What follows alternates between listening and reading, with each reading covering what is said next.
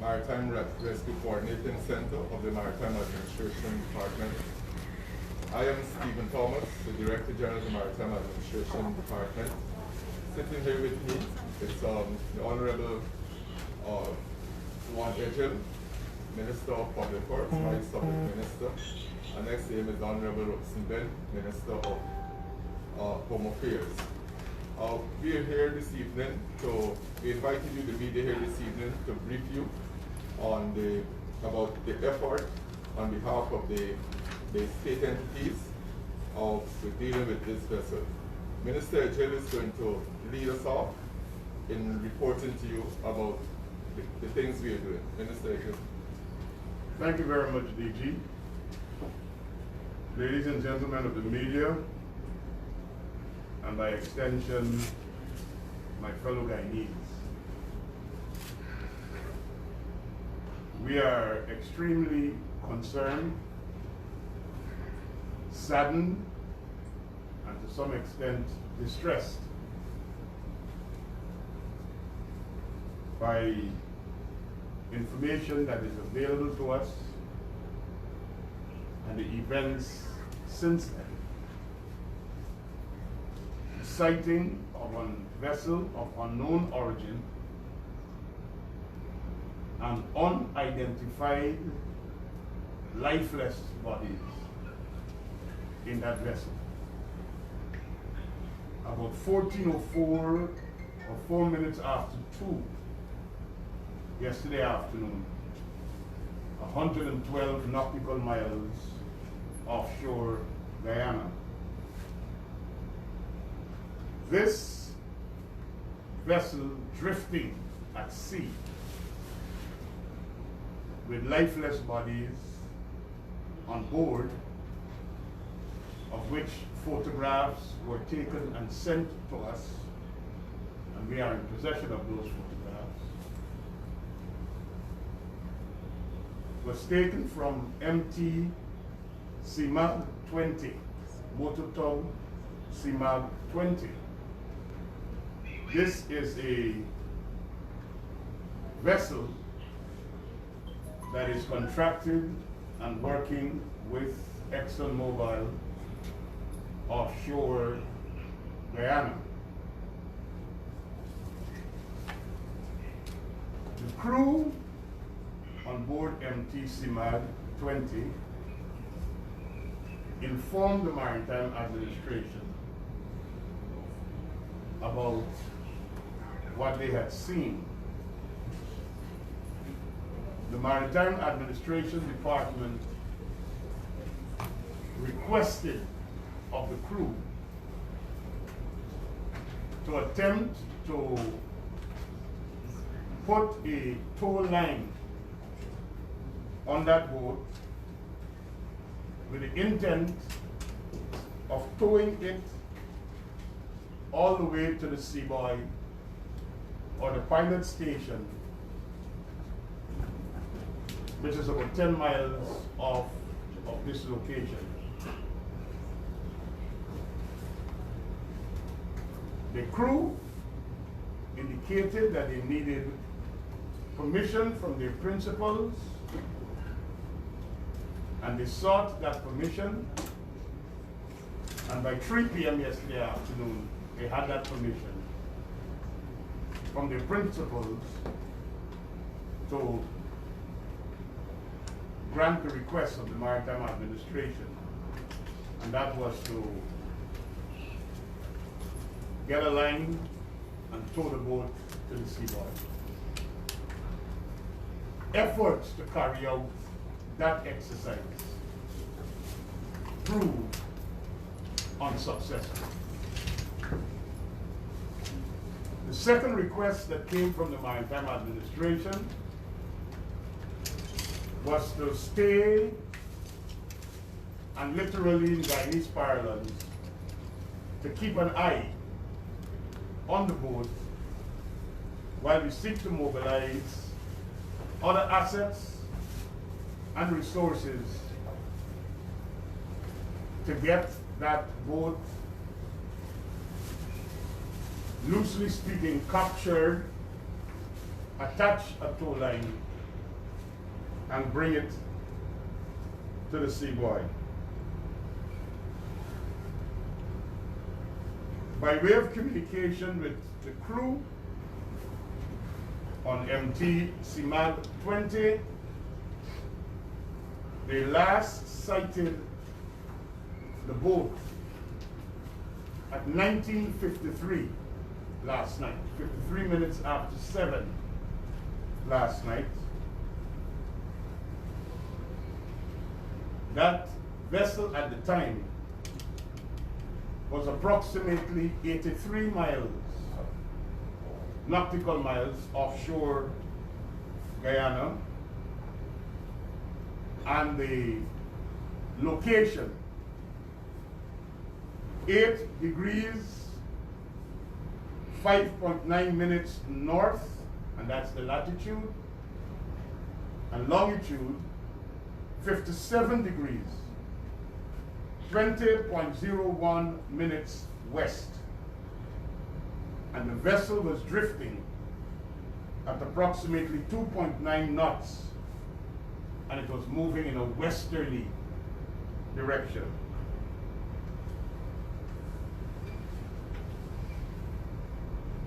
My colleague who is sharing this table with me tonight, the Honorable Robeson Ben, Minister of Home Affairs, in his capacity as Minister and lending support as well to the Maritime Administration and myself as Minister of Public Works, like he has done in many occasions when we had national emergency in the sector, but when it was the bridge, and we do appreciate his support. Joined me and colleagues of the National Emergency Center, where we were at last night, with my colleague, Minister Leonard Indar. And we spent several hours here last night,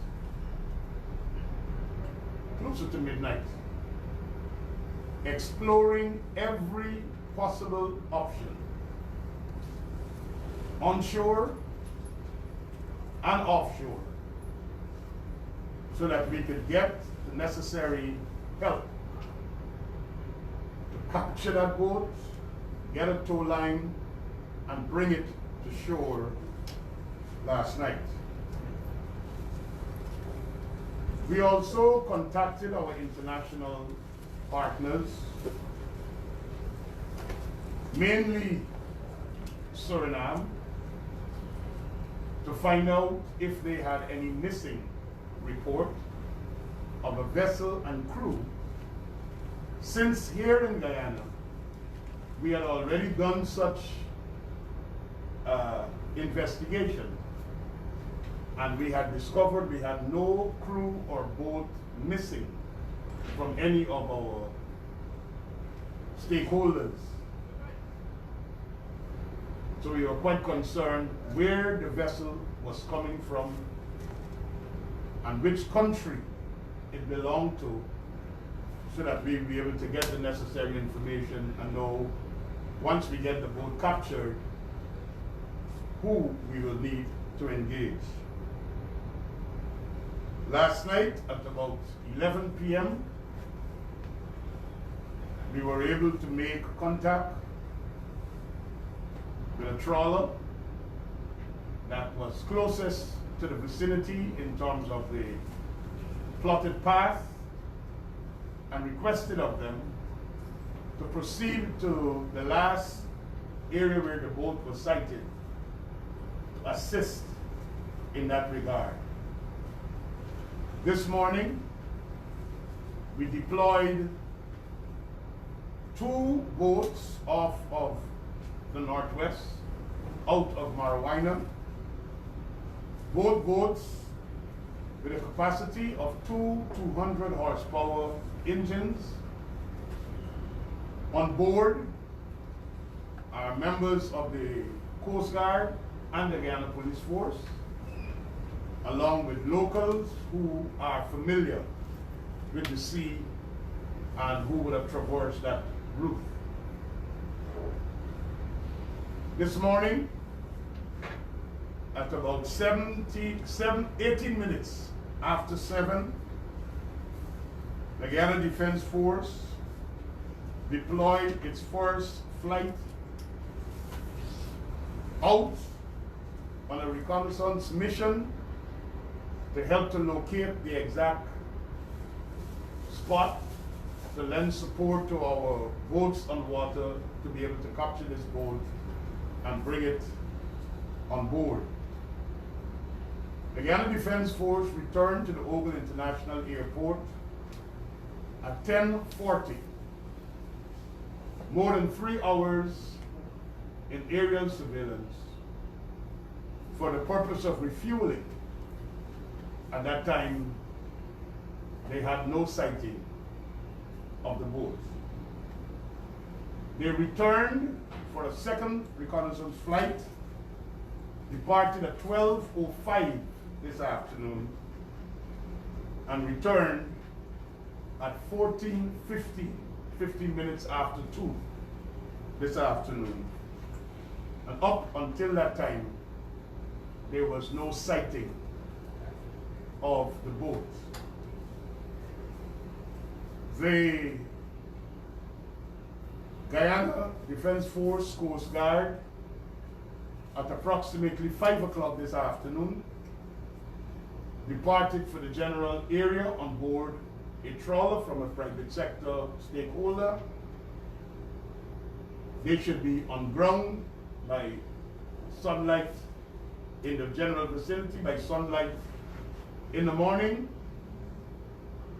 So we have 3 different dispatches of vessels by way of water, 2 boats off of the northwest, 1 boat that was already out at sea, moving from its position into that general area, and this afternoon a dispatch with the Guyana Defense Force Coast Guard just after 5 o'clock. And we've had 2 aerial surveillance covering about 5 hours of aerial search. We have not had a sighting of that boat. ExxonMobil, which was one of the stakeholders that we worked with last night,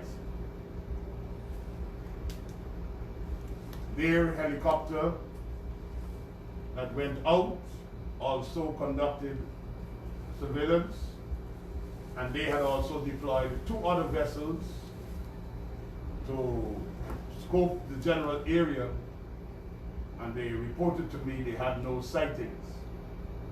As of this afternoon, the last report from the ExxonMobil, that's closer to 4 o'clock, is that they were unsuccessful.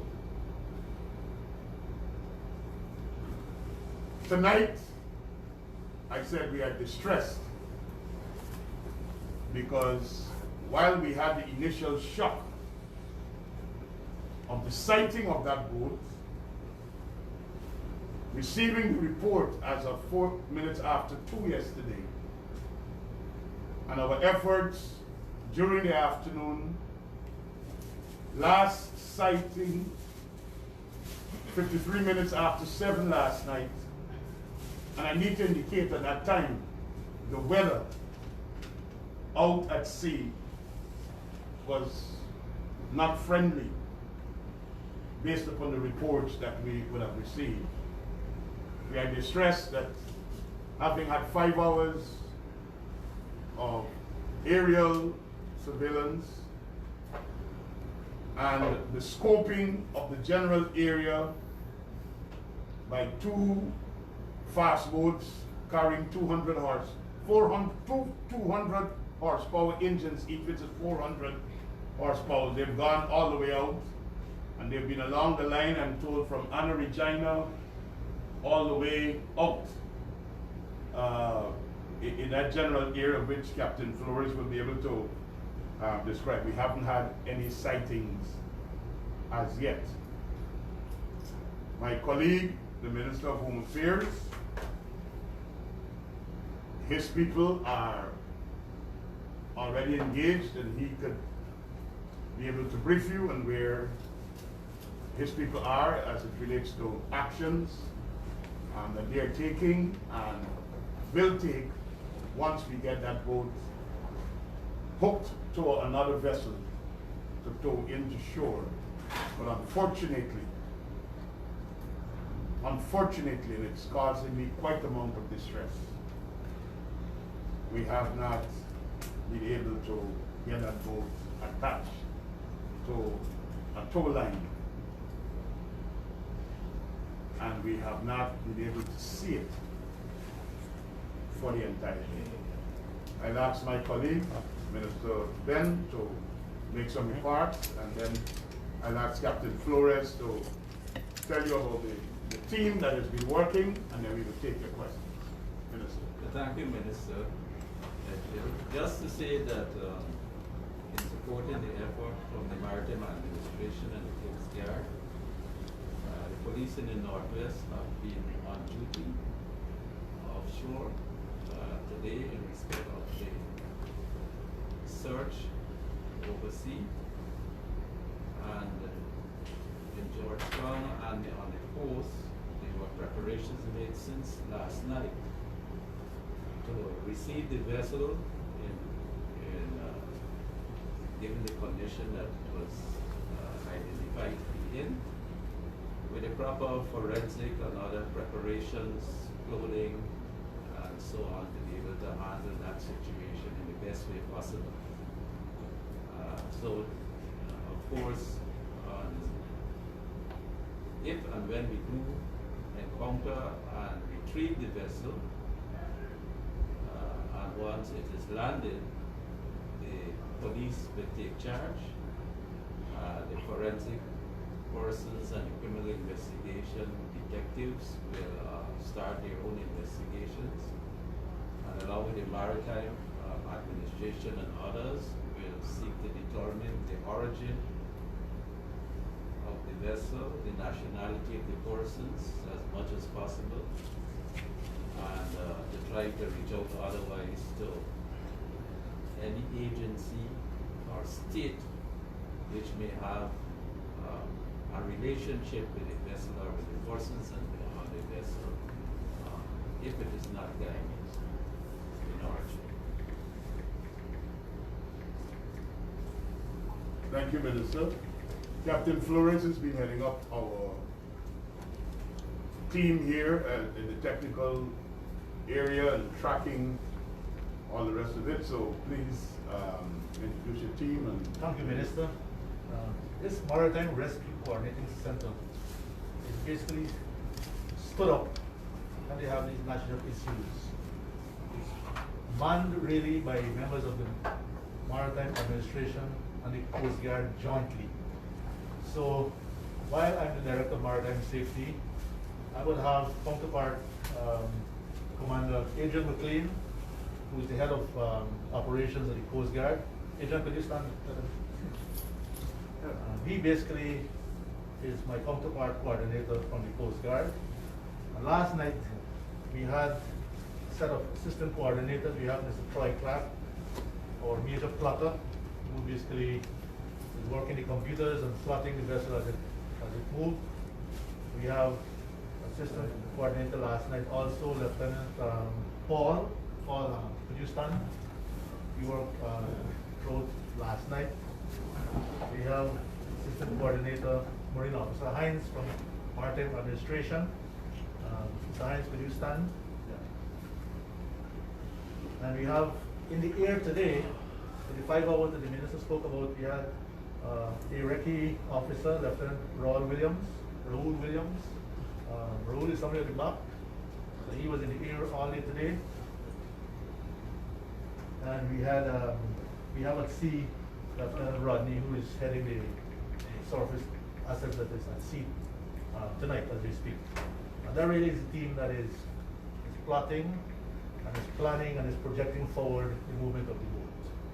We're basically logging all the events and so on as it unfolds. That is all from me. thank you very much, Captain Flores. So we'll now take your questions, ladies and gentlemen of the media. Commander Flores, Minister Morales, Namarawi, to talk with you. Sir, is it abnormal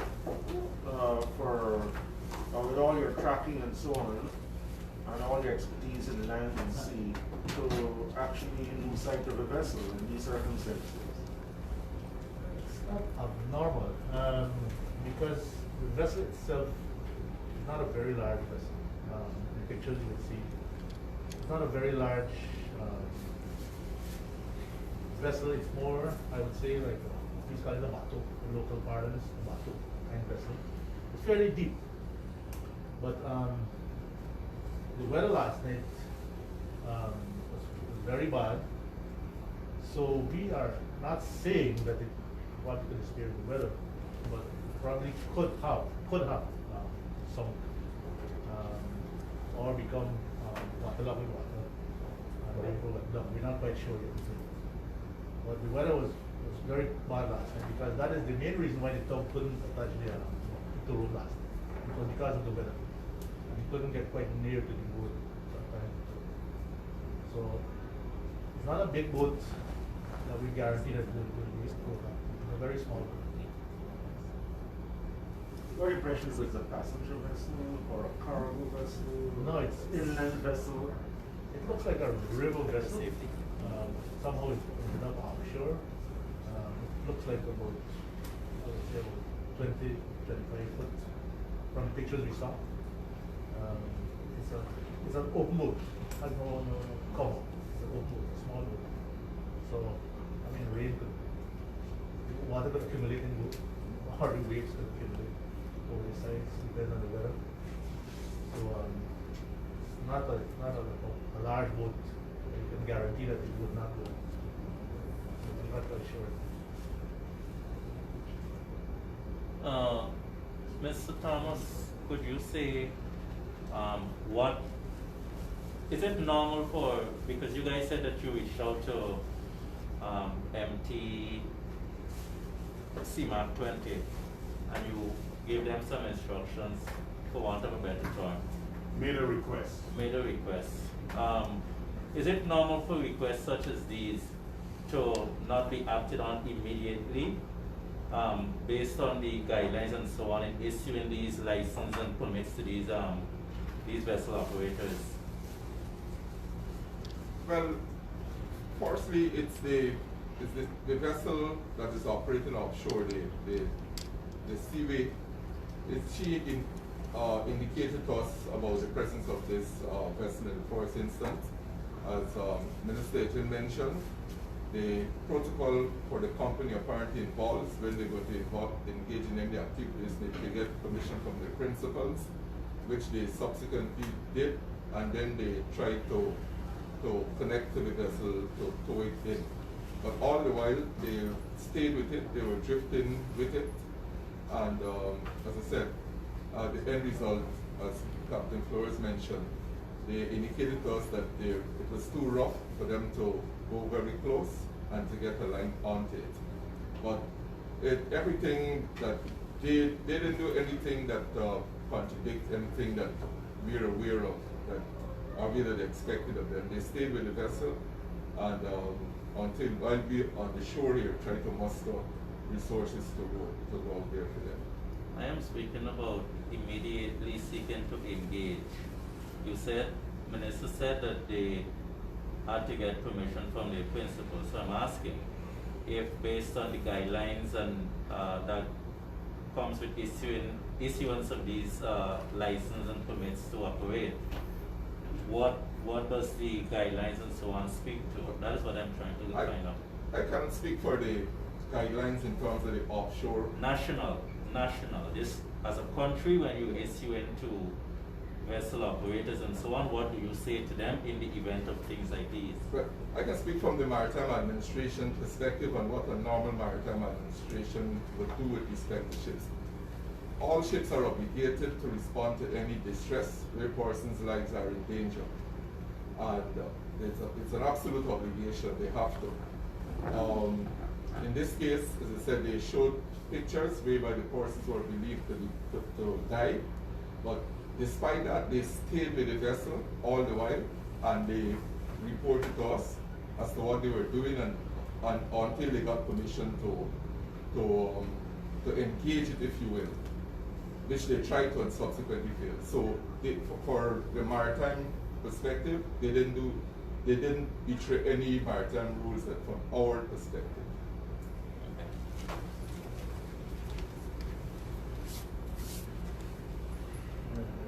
Have you got any information from, you saw Suriname, what about Venezuela, anything coming out of Venezuela as far as information about any missing boats? Have you made any inquiries? We don't have any information from Venezuela, and based upon the direction that the boat was coming from, and I don't want to speculate too much here, and depending upon the guidance that I receive from my technical people, this could be a boat that is coming even off of Africa, based upon the direction and how it was drifting. And as you can see, the boat don't have an engine attached to it, and it has a tow line in the front from the pictures. And we are very distressed that a boat without an engine and an active tow line that you can see was the boat towed out and then cut loose. Was it cut from something?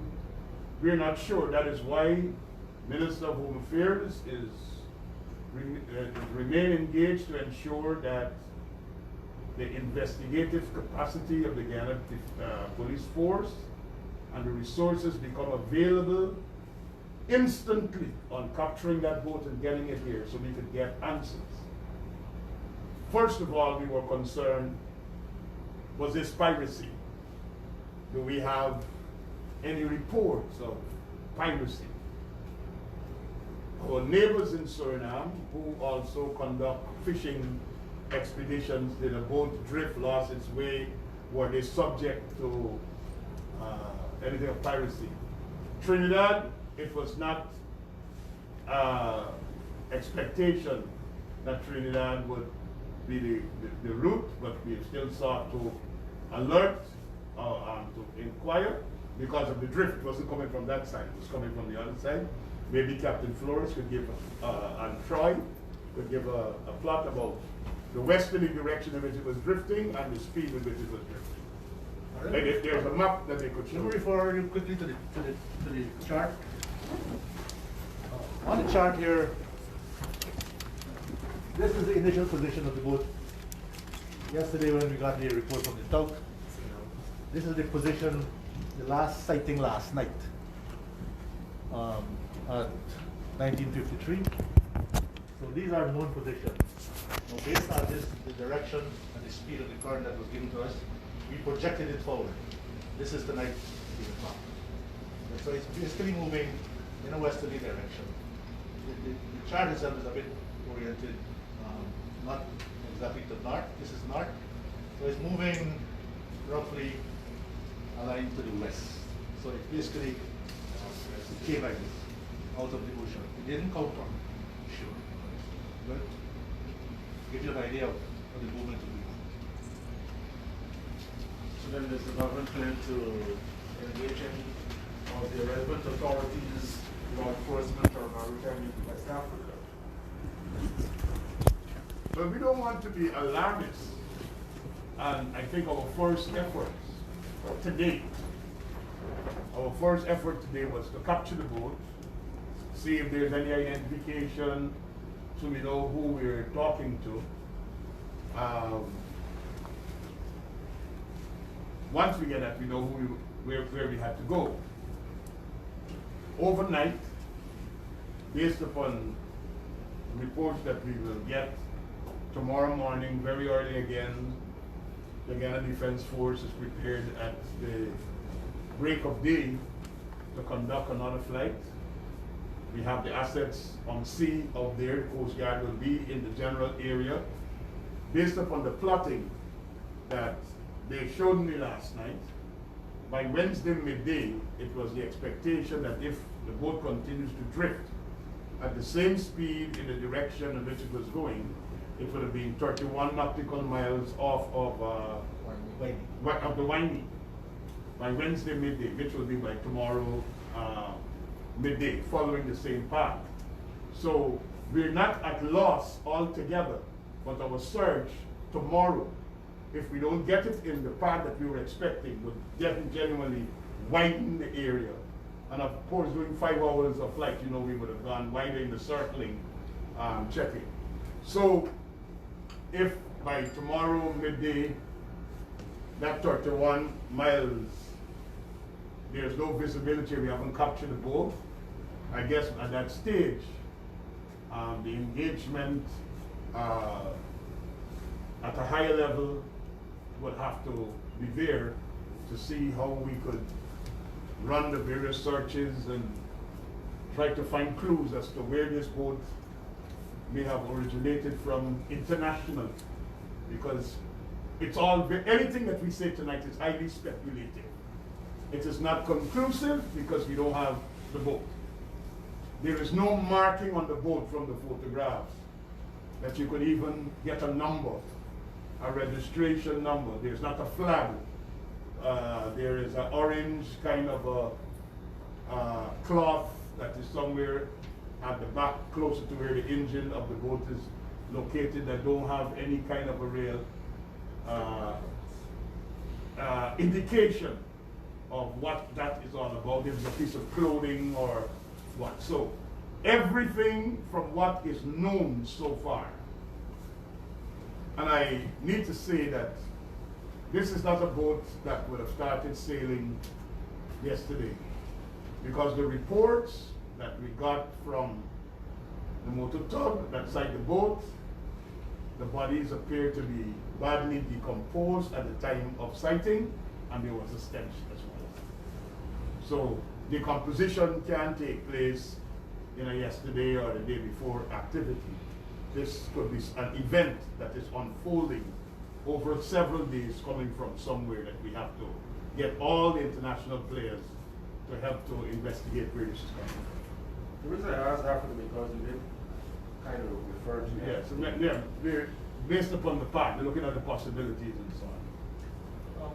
David Kapana, could the weather influence the direction in which you guys have put up plotted? Definitely, but generally offshore, the drift, as we call it, set, is generally in one direction, offshore. Closely inshore, it will be affected. So it will remain like that until we get close to inshore, then probably we'll be wrong.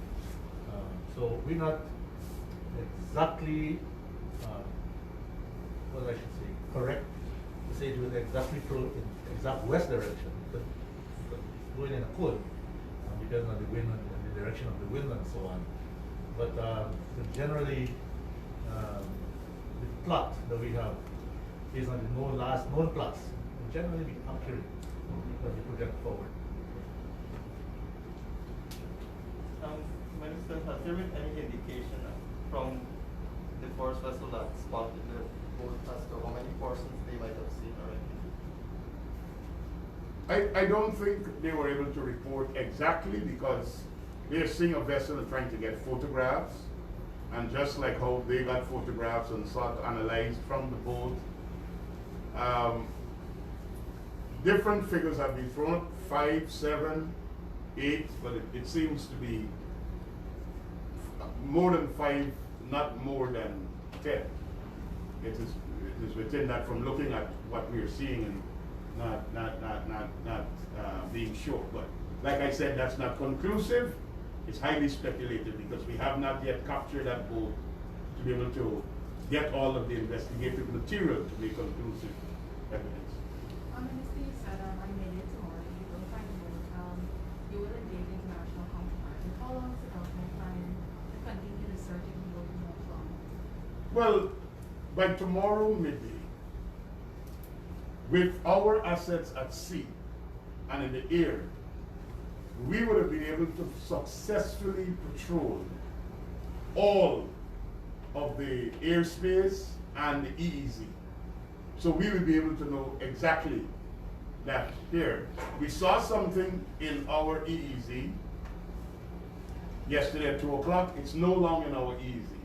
Perhaps somebody else needs to get out in their EEZ, because we have to also be careful and sensitive that we don't cross certain lines at this particular time as well. So even with the instructions that our people are operating with, it's very delicate and sensitive, and we cannot be overzealous, because we also have national interest to preserve as well. Sorry, Wendell by 390 News. Any plans perhaps to engage satellite imagery or so to use that, to locate?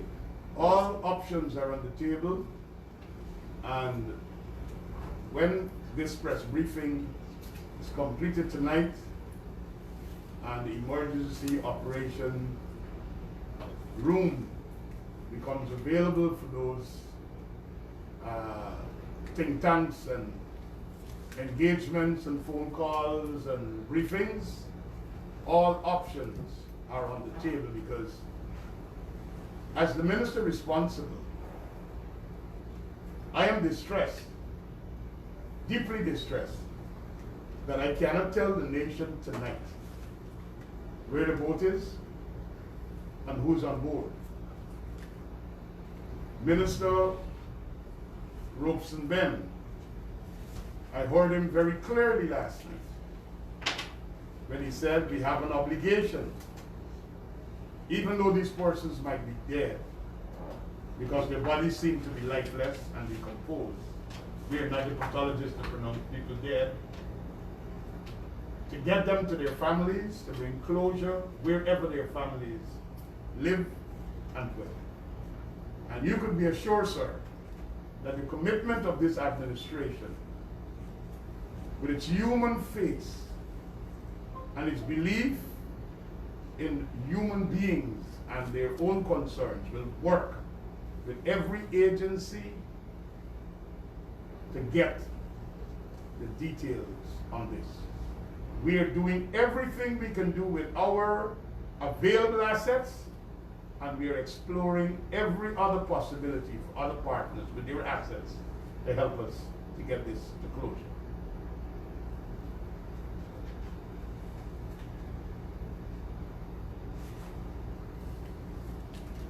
Well, if there are no other questions, we want to thank you. We want to ask the people of Guyana to pray for the families of those who may have suffered ill fate at sea. Pray for us as we continue to get this done. And I'm concerned that I have several lives at sea all day today, since last night, and some that have departed since 5 o'clock this afternoon. We're spending night at sea in this search. We pray for the safety and well-being of all. And you will be aware as well, finding this boat and getting it attached is not like jumping in the river and tying a rope. It's a very delicate and sensitive issue. We have to ensure that all of our people that are getting out there have the necessary hazardous material suits, proper protective equipment, body bags, and all that is needed to ensure. We don't know if it's a disease. We don't know if it's murder. We don't know what it is. So all the necessary precautions have to be taken. So please, let's pray for the safety of all. Thank you very much.